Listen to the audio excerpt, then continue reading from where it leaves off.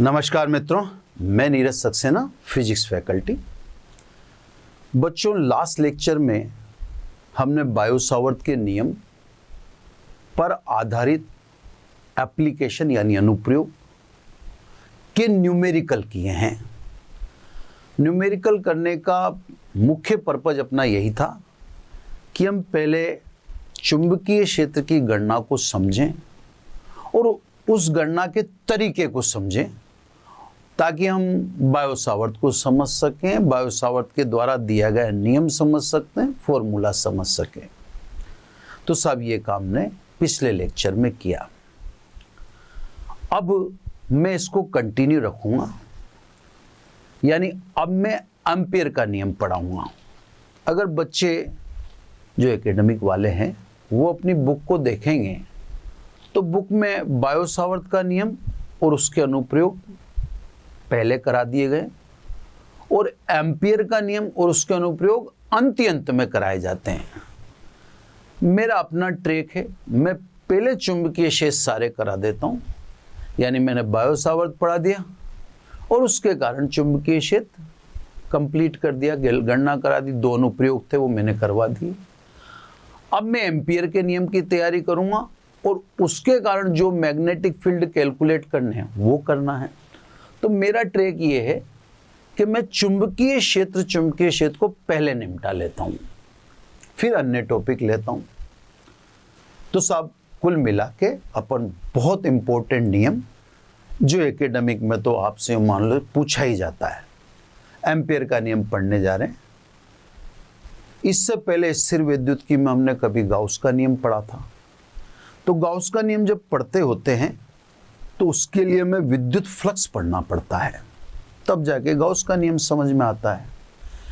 Exactly ampere का नियम अगर समझना है तो उससे पहले आपको परिसंचरण समझना पड़ेगा। हालांकि ये कोई मुख्य टॉपिक नहीं है, लेकिन फिर एम्पियर का नियम समझ में नहीं आएगा।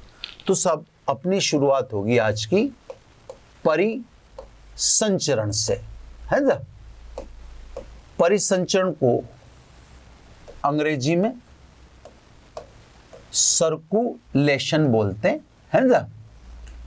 क्या है सर्कुलेशन वो अभी अपन डिस्कस कर लेंगे। तो आपको सब पहले ये समझना है, फिर उसके बाद अपन अन्य बात यानी जो भी रिलेटेड बातें हैं वो करेंगे, यानी एम्पियर का नियम पढ़ेंगे। सीधे सीधे देखिए साहब, ये एक मैग्नेटिक फील्ड है। मैग्नेटिक फील्ड को यानी चुंबकीय क्षेत्र को आप किसी भी दिशा में दर्शा दें, उससे कोई लेना देना नहीं है। ये एक चुंबकीय क्षेत्र है। इस चुंबकीय क्षेत्र में आपने कोई पथ अज्यूम कर लिया, एक पथ की कल्पना कर ली, पथ ले लिया आपने P से Q। अब जैसे मैं P से Q कह रहा हूं तो आप भी उसी को फॉलो करें कि अपने को कहां से कहां चलना है, P से Q चलना है, यानी पथ की दिशा बता रहा हूं मैं। पथ और चुंबकीय क्षेत्र एक दूसरे से किसी कोण थीटा पर हैं, क्लियर होगी बात। इस पथ PQ पर मैंने एक ले लिया अल्पांश, इस अल्पांश को अपन dl लिख देते हैं, क्योंकि पथ की दिशा मैंने P से Q बोली है। अगर पथ की दिशा में मैं आपसे पूछूं चुंबकीय क्षेत्र कितना है, तो आप चुंबकीय क्षेत्र का पथ की दिशा में घटक लेंगे और ये घटक कितना आएगा, b cos थीटा। तो सब P से Q की दिशा में चुंबकीय क्षेत्र कितना है साहब, दिखा दिया, b cos थीटा। क्लियर साहब। अब इस चुंबकीय क्षेत्र b cos थीटा और अल्पांश की लंबाई का गुणा करें, गुणा करके इनका समाकलन करें, तो इससे कहते हैं पथ PQ की दिशा में चुंबकीय क्षेत्र का रेखा समाकलन, है ना। मैं दोबारा रिपीट करूंगा इस बात को, चुंबकीय क्षेत्र का रेखाचा, है ना। यहां चाहो तो P से Q लिख दो, कोई दिक्कत वाली बात नहीं। तो ये जो चीज अपन ने लिखी, अल्पांश की दिशा में या पथ की दिशा में चुंबकीय क्षेत्र लिया b cos थीटा, अल्पांश लिया, इन दोनों के प्रोडक्ट का यानी गुणा का समाकलन किया, तो जो चीज हमें प्राप्त होती है उसे हम कहते हैं चुंबकीय क्षेत्र का PQ की दिशा में रेखा समाकलन। इसको और सिंपलीफाई करें तो P2Q, इसको आप लिख देंगे B डॉट DL। ठीक है सर, इसका सीधा सीधा अगर मैं अर्थ समझाऊं, क्योंकि देखो अगर हम एक फॉर्मल वर्ड बोलते रहेंगे तो हो सकता है मौलिक बात को या मूल बात को न समझें, इससे मूल बात को भी समझो।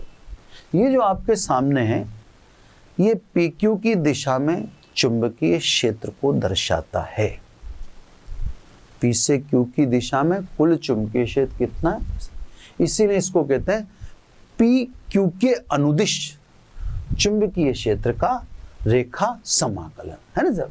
ये तो बात होगी B डॉट DL का समाकलन, यानी चुंबकीय क्षेत्र का या रेखा में चुंबकीय क्षेत्र, एक रेखा की दिशा में चुंबकीय क्षेत्र। अब बात को ध्यान से समझना, यदि P और Q को मिला दिया जावे, P और Q को मिलाएंगे तो बंद पथ निर्मित होगा, पथ बंद हो जाएगा।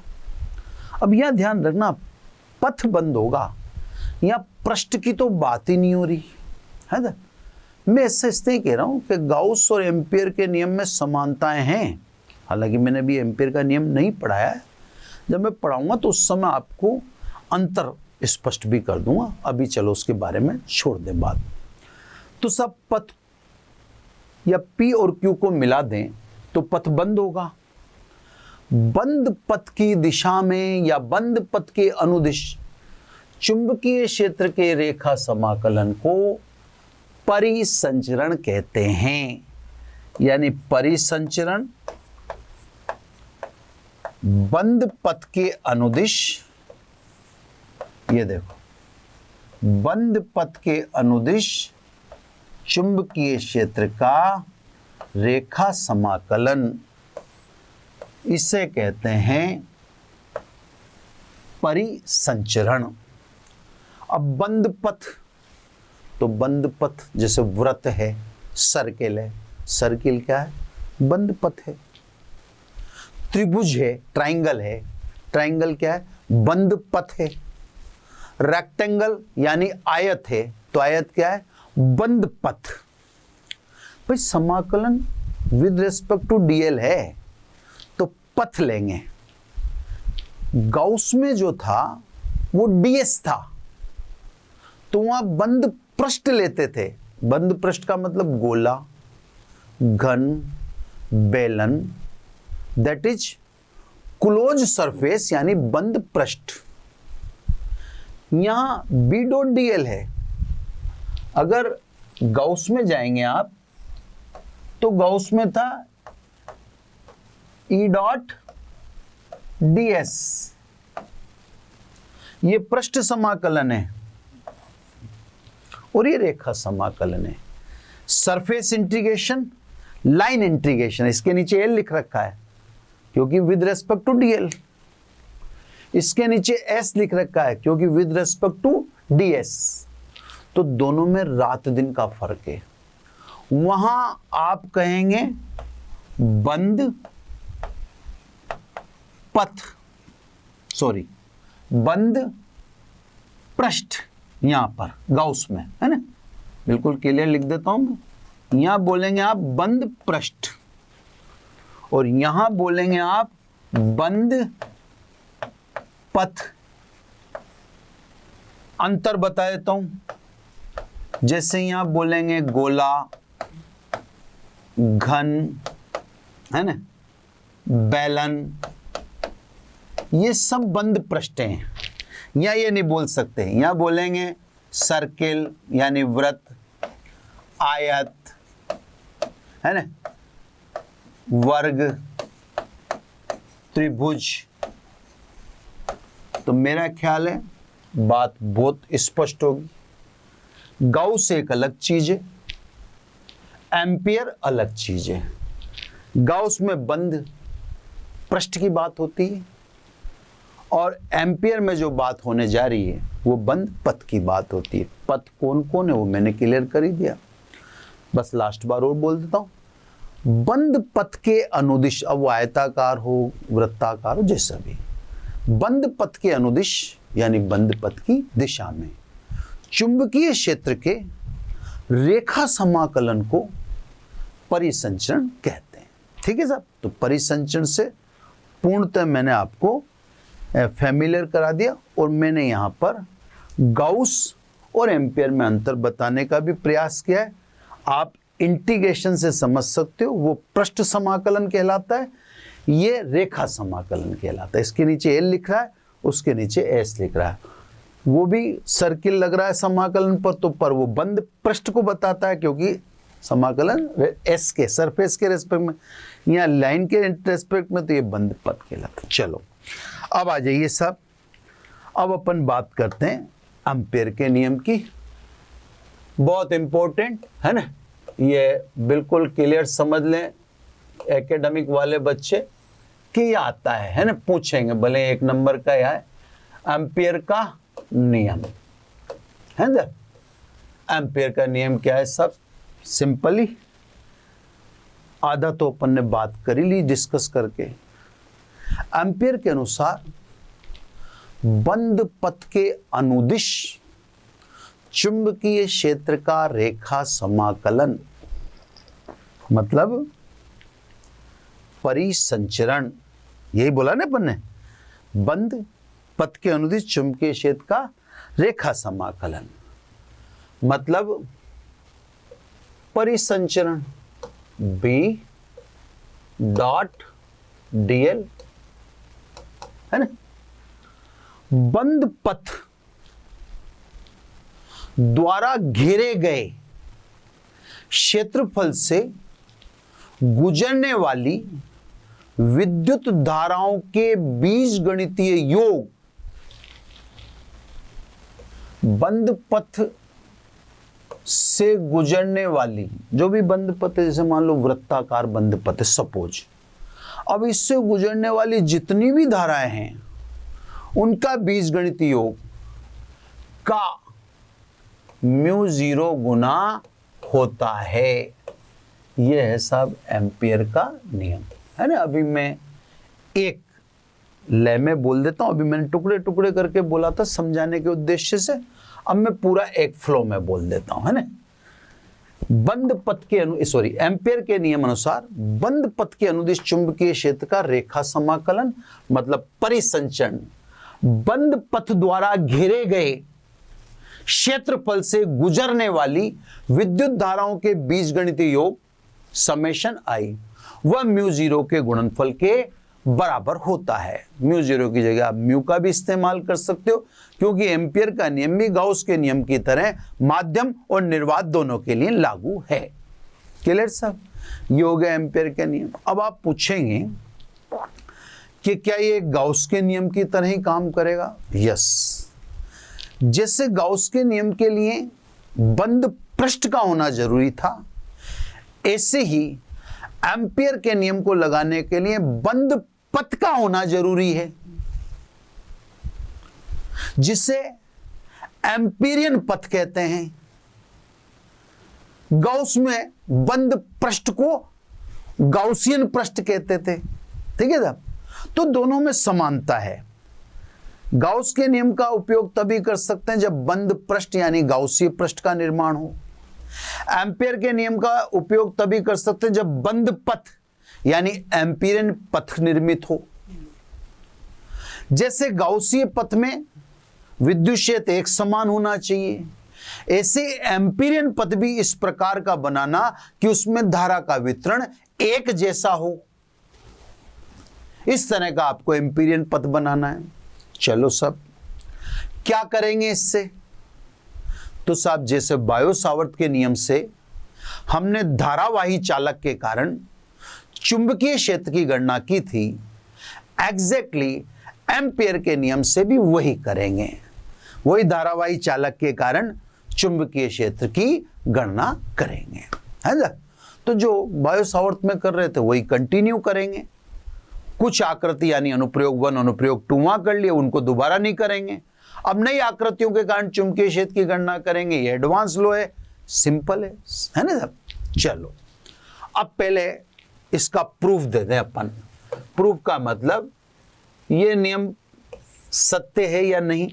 तो सब इसका प्रूफ देने के लिए ये आपने एक चालक ले लिया, इसमें धारा I है। क्लियर सब। तल के लंबवत d त्रिज्या का एक वृत्ताकार पथ अज्यूम कर लिया। ये ले तल के लंबवत है चित्रों के साथ।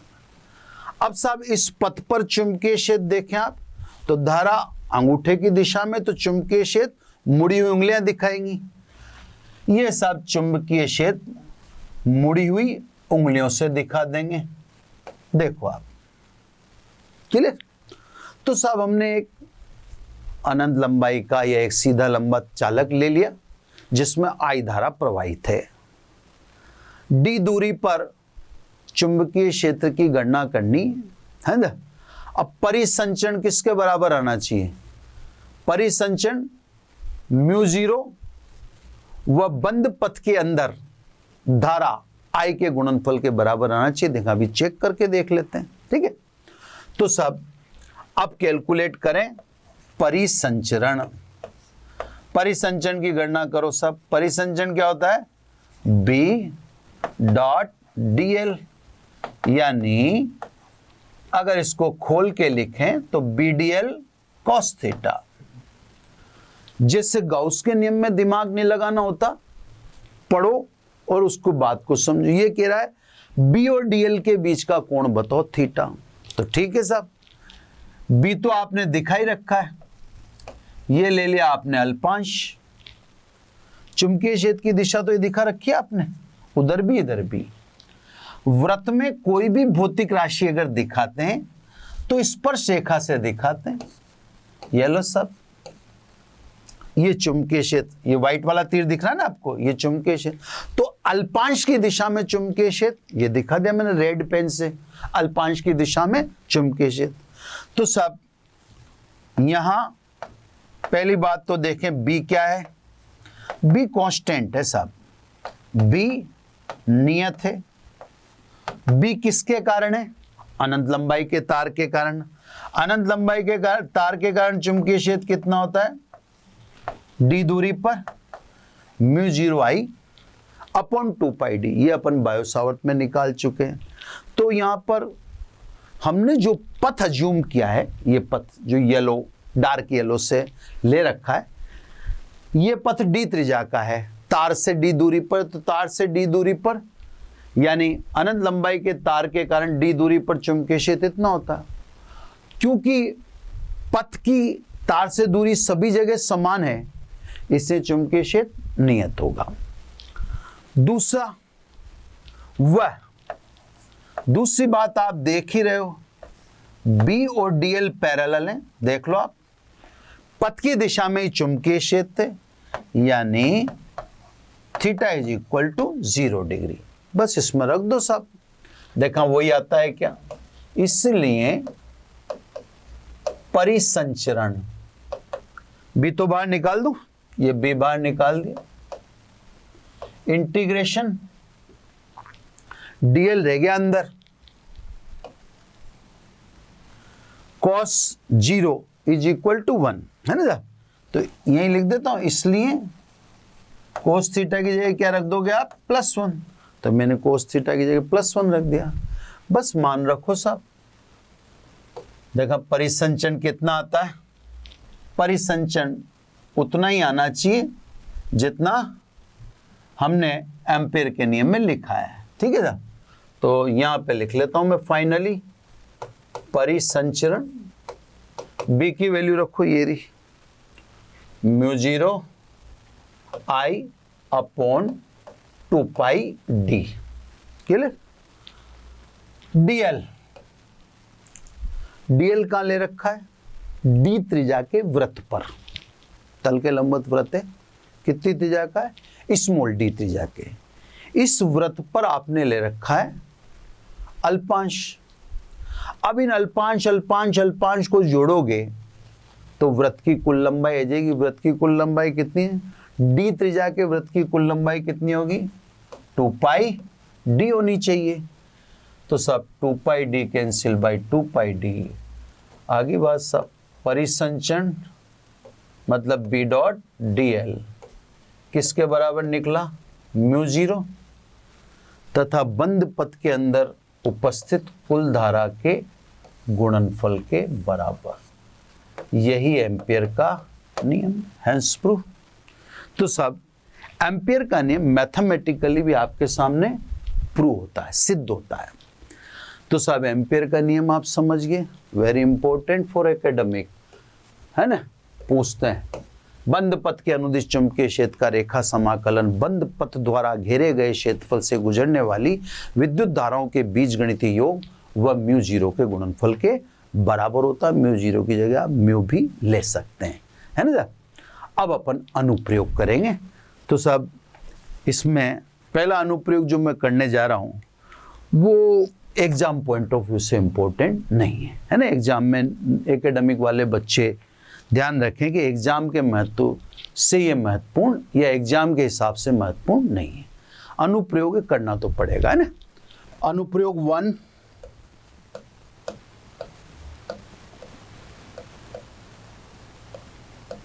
सीधे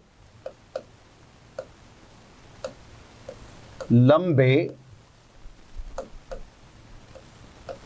ठोस धारावाही बेलनाकार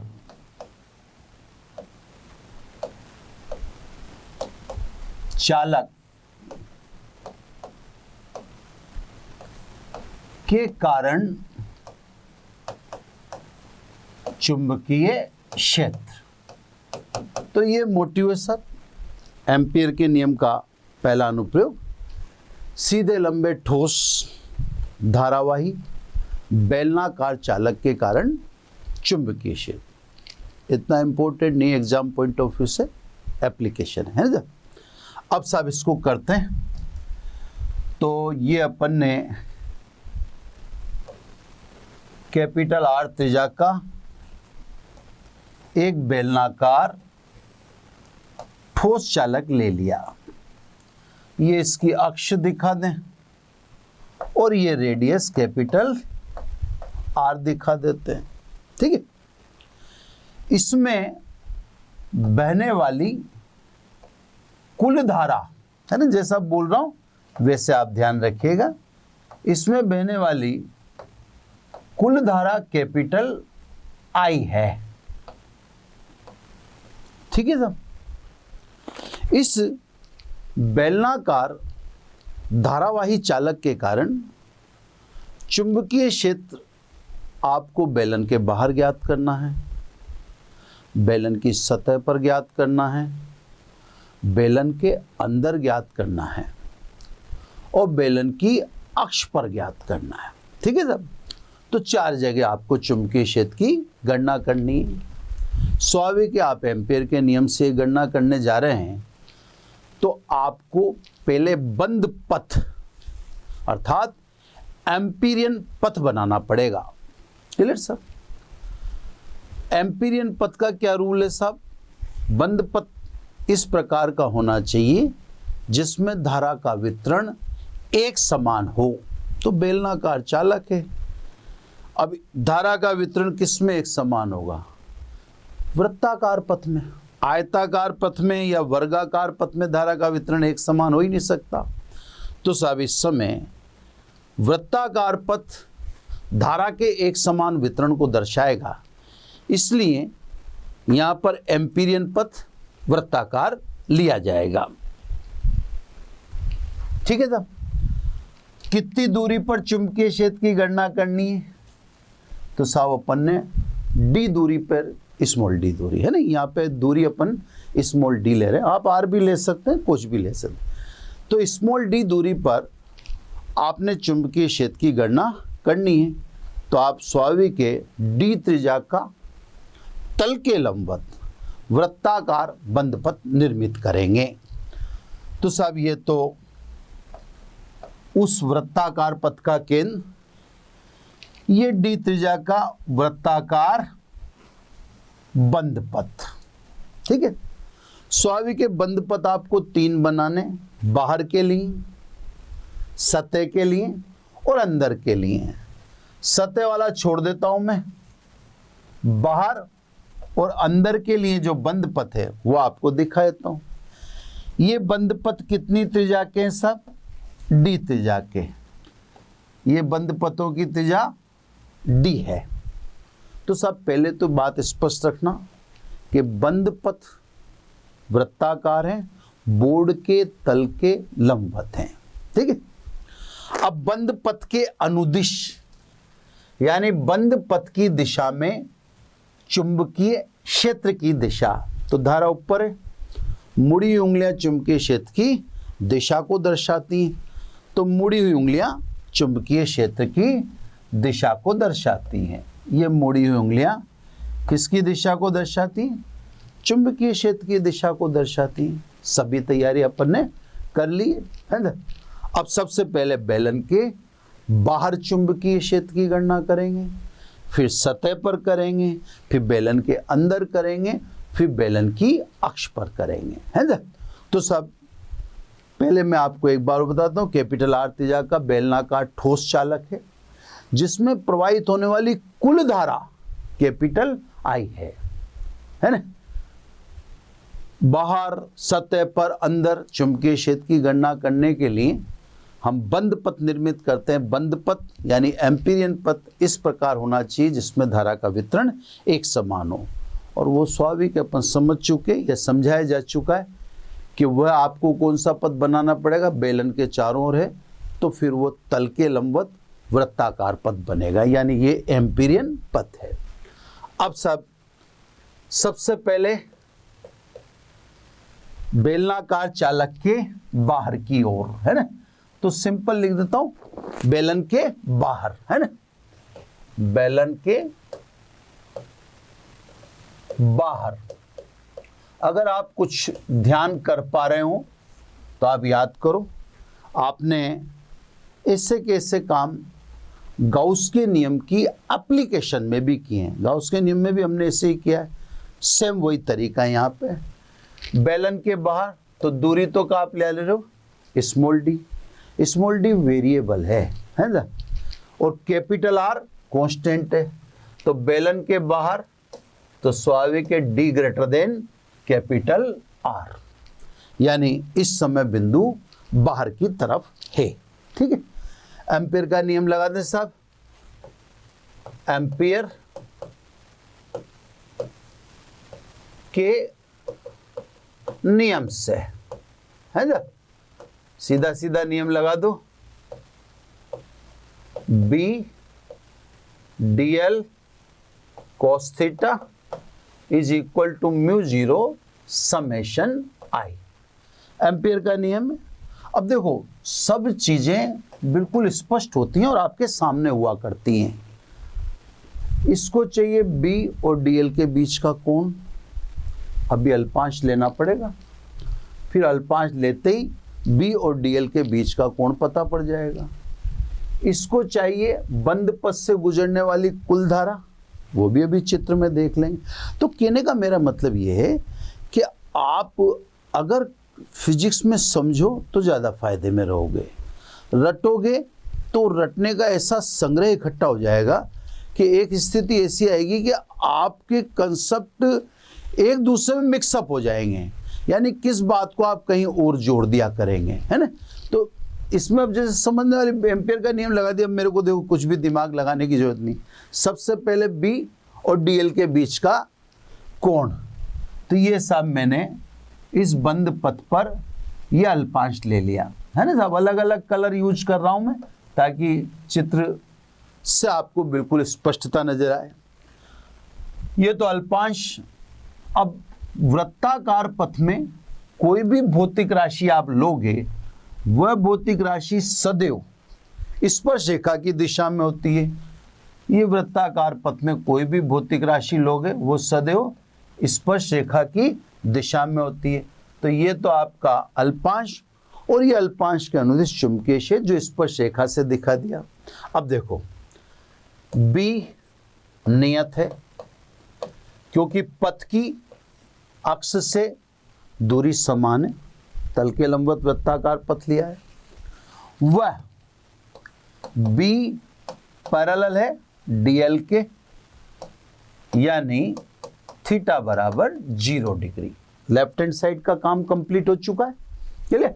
अब राइट हैंड साइड है ना, तथा राइट हैंड साइड में आप बताइए कि बंद पथ के अंदर कुल धारा कितनी है। तो अपन ने बंद पथ के अंदर कुल धारा लिखी रखी है आई। अब ये मान पुट कर दीजिए, एक में एक से,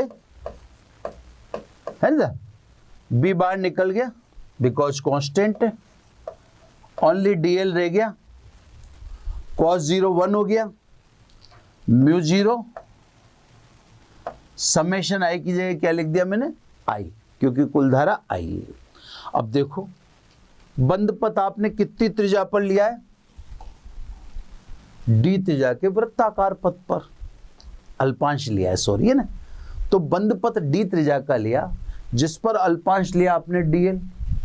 अब ये कह रहा है जहां आपने अल्पांश लिया है उस बंद पथ की कुल लंबाई बताओ। ये देखो ना, बंद पथ की कुल लंबाई, तो सब बंद पथ कितनी त्रिज्या का है, डी त्रिज्या का, उसकी कुल लंबाई क्या होगी, वृत्त है तो उसकी कुल लंबाई 2 पाई डी होगी, है ना सर।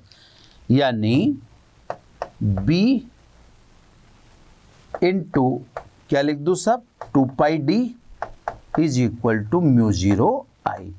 इसका आगे डायरेक्ट इस्तेमाल कर लेंगे, इससे मैं यहाँ इसको समीकरण 2 दे देता हूँ, इसका आगे डायरेक्ट यूज कर लेंगे, बार बार थोड़ी निकालेंगे परिसंचरण। परिसंचरण आप एक बार निकाल लो, बार बार निकालने की जरूरत ही नहीं होनी चाहिए, है ना। अतः बाहर की ओर चुंबकीय क्षेत्र बी आउट, बेलन के बाहर कितना हुआ सब, mu 0 I upon 2 pi D, ठीक है ना। ये बेलन के बाहर चुंबकीय क्षेत्र बाय इक्वेशन 3, क्लियर। अगर आप ध्यान से देखें तो अनंत लंबाई के धारावाही चालक के कारण चुंबकीय क्षेत्र भी इतना ही था। तो आप समझ जाओ कि अपन एक लंबा तार लें या बेलन लें, चुंबकीय क्षेत्र सिमिलर आता है ना। अगर देखें यहाँ पर तो यहाँ पर साफ दिख रहा है कि जैसे जैसे बेलन से दूर जाएंगे चुंबकीय क्षेत्र के मान में कमी होगी। तो ये तो बच्चों आपने निकाल दिया बेलन के बाहर चुंबकीय क्षेत्र। अब आपको निकालना है बेलन की सतह पर, है ना। तो मैं पेन चेंज कर रहा हूं ताकि आपको अलग अलग दिख जावे सब स्पष्ट, है ना। अब सेकंड जहां तक कोशिश होगी मैं यहां पर फुलफिल करने की करूंगा, नहीं तो मेरे को चेंज तो करना ही पड़ेगा क्लिप, है ना। अब ले लें बेलन की सतह पर, है ना, बेलन की सतह पर। अब स्वाभाविक है आप तो दूरी कितनी ले रहे हैं, डी। सतह पर बेलन कितनी त्रिज्या का माना आपने, कैपिटल आर। तो अब आपकी केंद्र से या अक्ष से दूरी कितनी होनी चाहिए, आर होनी चाहिए।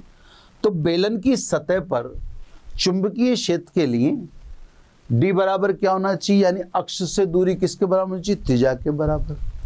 वापिस यही प्रक्रिया करेंगे आप, यही प्रक्रिया करेंगे तो अंतिम रिजल्ट भी यही आएगा। बस फर्क इतना सा होगा, डी की जगह क्या आ जाएगा, आर आ जाएगा।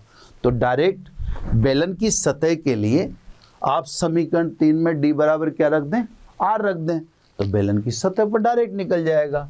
तो सब इक्वेशन 3 में डी बराबर आर से, ठीक है ना। देखो सब बी सरफेस यानी सतह पर म्यू 0 आई, ये लिख दिया मैंने mu 0 I upon 2 pi D की जगह क्या लिख दिया मैंने, देखो आप यहाँ डी लिख रहा था, यहाँ डी की जगह मैंने लिख दिया आर। अगर आप देखें तो म्यू 0 कांस्टेंट, आई कांस्टेंट है ना, 2 पाई आर कांस्टेंट।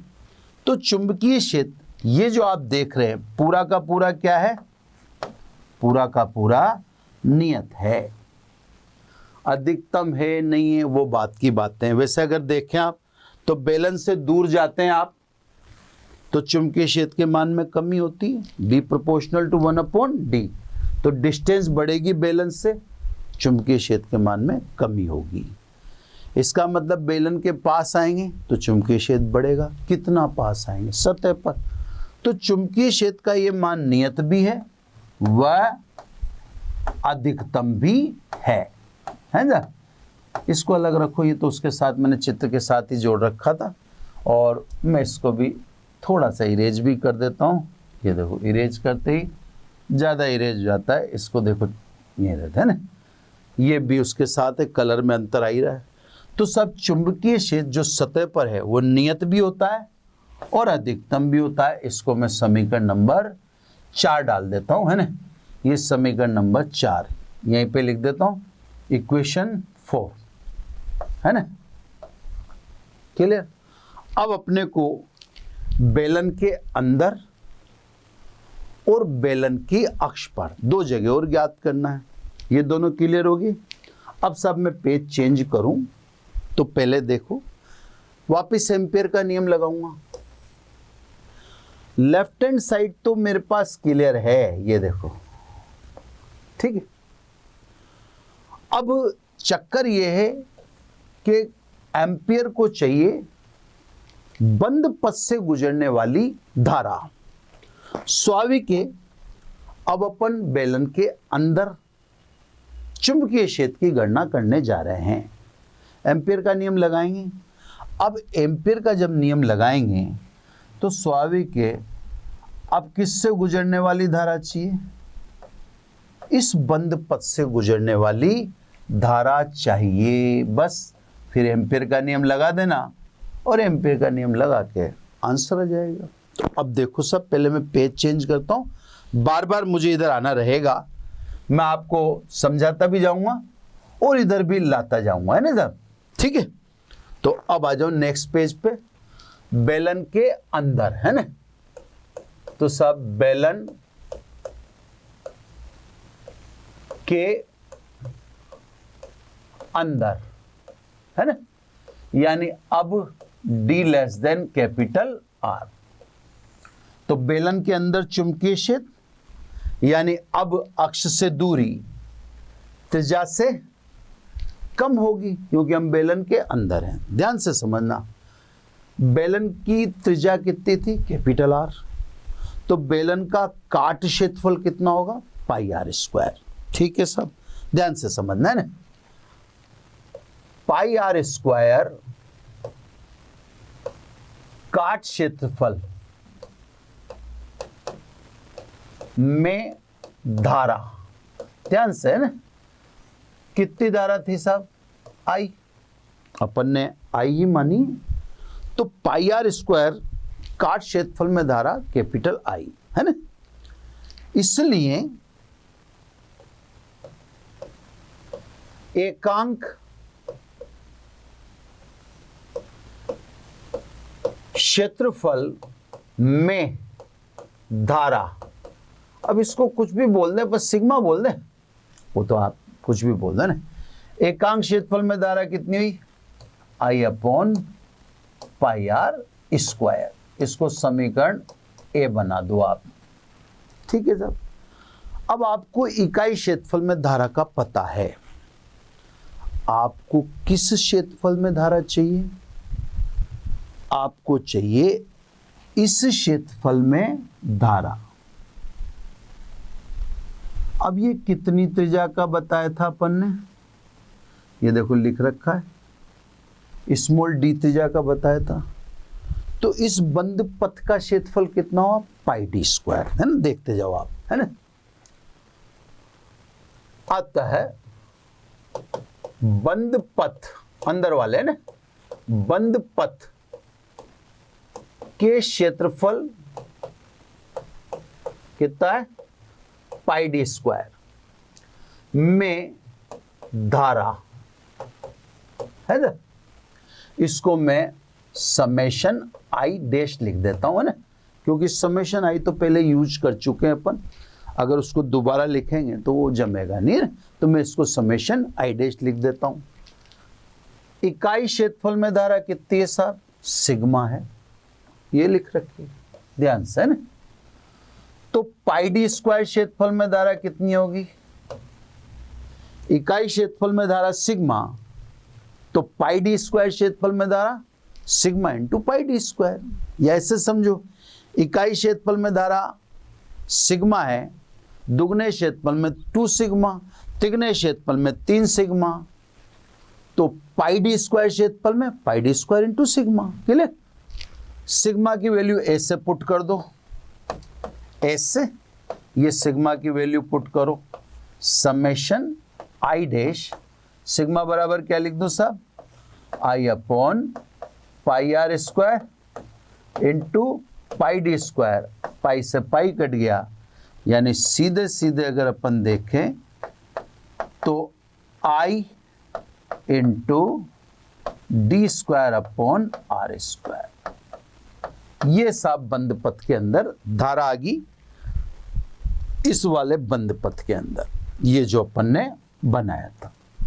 एम्पियर को यही चाहिए, अब लगा दो आप एम्पियर का नियम, है ना।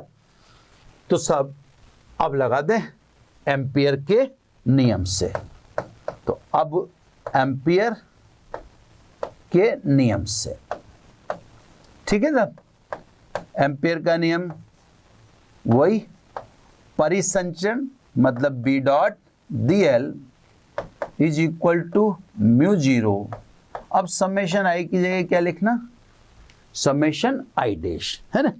अब देखो मैंने आपको ये बता ही दिया था कि ये मैंने समीकरण 2 रोक भी रखी थी, इसकी वैल्यू तो फिक्स है b इंटू 2 पाई डी, तो 2 से मैं उसकी वैल्यू तो डायरेक्ट लेफ्ट साइड की तो b इंटू 2 पाई डी लिख देता हूँ, क्योंकि यहाँ भी बंद पथ डी त्रिज्या का था और आंतरिक बंद पथ भी डी त्रिज्या का है। बस ये वाला बात है कि ये d greater than capital R है और ये d less than capital R है, तो d में अंतर तो है ना, लेकिन अब d त्रिज्या है तो बात तो ही निकलेगी, तो अपन डायरेक्ट अब इसको तो रख देते हैं, इधर वाला तो रख दें अपन b इंटू 2 पाई डी, 2 से मैंने दिखाई दिया, म्यू जीरो, ये साहब mu zero, summation I dash की वैल्यू अपन ने निकाल ली b में, ये देखो b में दिखा रखी मैंने, i इंटू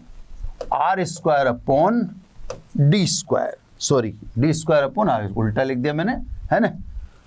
2 मिनट में उसको चेंज कर देते हैं अपन, clear, D square upon R square, ठीक है ना, एक डी कैंसिल हो जाता है। अब देखो बी इन अंदर की तरफ, पहले मैं कांस्टेंट को अंदर इकट्ठा कर दूं, म्यू जीरो आई, है ना, अपॉन 2 पाई या आर स्क्वायर इंटू ये मैंने लिख दिया डी। तो सब सीधी सीधी बात तो ये है कि अंदर की तरफ बेलन के चुंबकीय क्षेत्र का मान इतना है। ये समीकरण अपन 4 तक वहां लिख चुके थे, तो इसको मैं समीकरण नंबर 5 लिख दूं। यहां से आपको साफ दिख रहा है, अर्थात B is proportional to D। अंदर की अगर आप और देखें तो जैसे जैसे सतह की तरफ जाएंगे चुंबकीय क्षेत्र का मान बढ़ेगा, सामने है। अब इसको साहब क्या है, क्वेश्चन कभी पूछ भी ले भाई दबे, तो इसको एक जमाने का तरीका है। देखो अब मैं जमाता हूँ, है ना, 5 को जमा रहा हूँ 5 से। कैसे जमाते हैं इसको, देखो बी इन, है ना, डी बार पढ़ाइए, एक आर अंदर से निकाल लो। अब अंदर क्या बचेगा, देखो आप mu zero I upon 2 pi R, ये बचेगा। अब अगर आप 4 में देखो तो mu 0 I upon 2 pi R कहां पर है? सरफेस पर। तो देखो इसको ऐसे लिख देता हूं, 4 से, है ना, 4 से B in D upon R into B surface. तो जैसे अब कोई क्वेश्चन पूछ ले आपसे कि सिद्ध करो धारावाही बेलनाकार चालक में B in is equal to D upon R into B surface, तो वो तो इसको इसी का शेप बनाया। तो सब बेलन के अंदर भी आपको चुंबकीय क्षेत्र पता पड़ गया, क्योंकि अब आप बेलन के अंदर चुंबकीय क्षेत्र जान चुके हो, तो डेफिनेटली आपको बेलन की अक्ष पर भी चुंबकीय क्षेत्र बताना ही पड़ेगा। बेलन की अक्ष पर, बेलन की अक्ष पर चुंबकीय क्षेत्र के लिए, है ना, अब ध्यान से समझना, मैं ये भी लिख देता हूं 5 में। अब देखो आप डी आप अक्ष से दूरी ले रहे हो, है ना, अक्ष अब केंद्र भी कह सकते हो आप, कोई उसमें दिक्कत वाली बात नहीं है।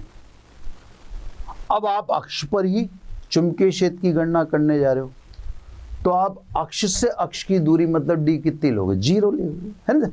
तो कहने का मेरा मतलब है कि जब बेलन की अक्ष पर चुंबकीय क्षेत्र ज्ञात करेंगे तो अक्ष से बिंदु की दूरी हम डी ले रहे हैं, अब हम अक्ष पर ही ज्ञात कर रहे हैं, तो स्वाभाविक है अक्ष से अक्ष की दूरी यानी स्वयं से स्वयं की दूरी डी बराबर 0 लिख देंगे। फिर देखो साहब क्या आ जाएगा, B axis is equal to 0। बेलन की अक्ष पर चुंबकीय क्षेत्र 0 होता है। तो साहब धारावाही ठोस बेलनाकार चालक के कारण चुंबकीय क्षेत्र सभी जगह निकाल दिया, है ना। ये देखो बेलन के बाहर, बेलन की सतह पर, बेलन के बाहर क्या दिखा है साहब आपको? 20 प्रोपोर्शनल टू 1 अपॉन डी। बेलन की सतह पर ये मान अधिकतम व नियत होता है। बेलन के अंदर जाएंगे, एक मिनट, बेलन के अंदर निकाला, ये आपके सामने निकाल दिया समीकरण नंबर 5, ये बी प्रोपोर्शनल टू डी, और बेलन की अक्ष पर चुंबकीय क्षेत्र 0 होता है। इसका एक ग्राफ बना देता हूँ, ग्राफ से सारी सिचुएशन क्लियर हो जाएगी, है ना। तो ग्राफ बनाने में बेलन ही बना देता हूँ, देखो साहब, है ना, इससे आपको ग्राफ भी सुंदर लग जाएगा और समझ में भी आ जाएगा। तो ये साहब मैं बेलन में ही ग्राफ पुट कर दूंगा। ये तो आपकी अक्ष थी सही, है ना। यहां तो दिखा देता हूं मैं चुंबकीय क्षेत्र, और इधर ये डिस्टेंस यानी दूरी अक्ष से, इसको कह दो आप चुंबकीय क्षेत्र।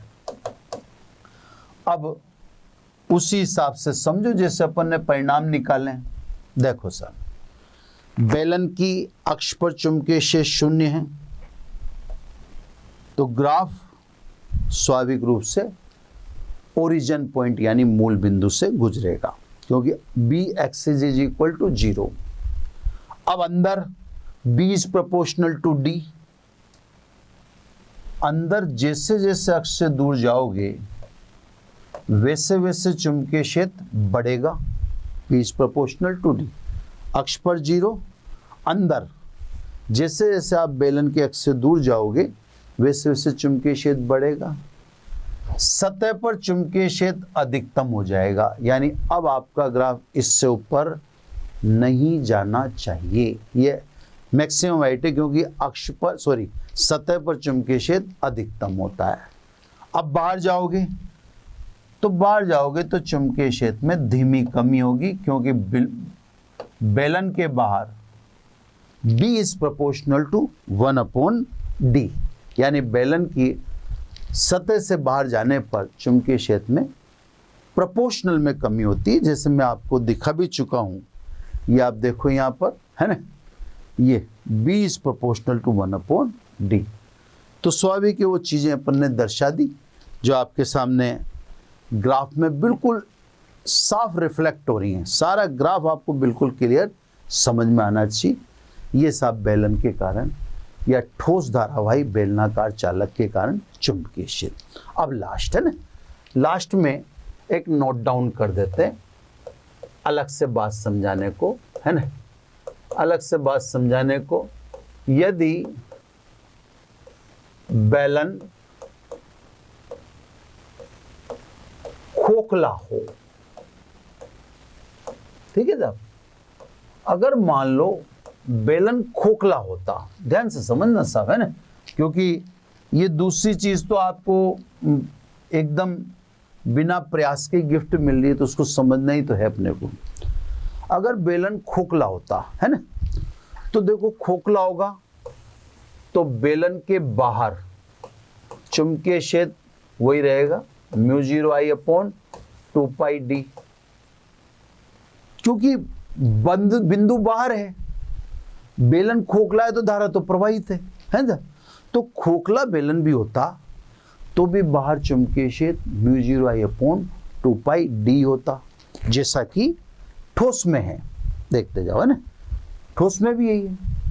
अब उसका सीधा सीधा आप कारण समझ लो, बिंदु बाहर की तरफ है तो धारा तो बेलन में बह ही रही है, अभी भी बह रही है, बाद में भी बहेगी, तो बाहर वाला बिंदु प्रभावित होगा नहीं, सतह वाला भी प्रभावित नहीं होगा, है ना। तो सब बेलन की सतह पर बात करें, B surface, B surface, surface पर भी चुंबकीय क्षेत्र यही होगा μ0I/2πR।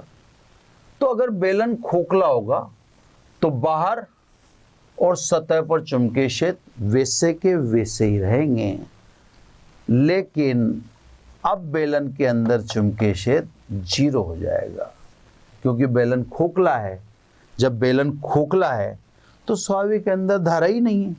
ये बेलन आप ले रहे हो, अब ये बेलन आप बता रहे हो खोखला है, ये बेलन खोखला है तो स्वाभाविक है अंदर की तरफ धारा है ही नहीं, धारा या तो यहाँ है या यहाँ है ना। तो सब धारा अब यहाँ रह जाएगी और यहाँ रह जाएगी, जिसको आप आई से डिनोट कर रहे हो। अब बीच में देखें तो बीच में धारा होगी नहीं, जहाँ धारा नहीं स्वाभाविक रूप से वहाँ चुंबकीय क्षेत्र भी नहीं। तो बच्चों, ये एम्पियर के नियम की पहली एप्लीकेशन, इसी में एम्पियर के नियम का प्रूफ भी दिया गया, यानी प्रमाण भी दिया गया, ठीक है।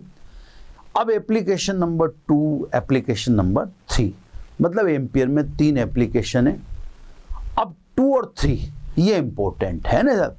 2 और 3 को पहले शेप समझाएंगे आपको, तो ये सब काम अगले सेगमेंट का होगा। इस सेगमेंट को तो अपने को यहीं क्लोज करना पड़ेगा। अभी भी आपको अगर मैग्नेटिक या चुंबक में किसी प्रकार की दिक्कत आती है तो आप तुरंत आप ऐप जो डाउनलोड कर लिया आपने, मोशन लर्निंग ऐप, वहाँ पे इंक्वायरी करो, क्योंकि यहाँ प्रॉब्लम आती है तो फिर अब अंत संभालना मुश्किल हो जाएगा ना।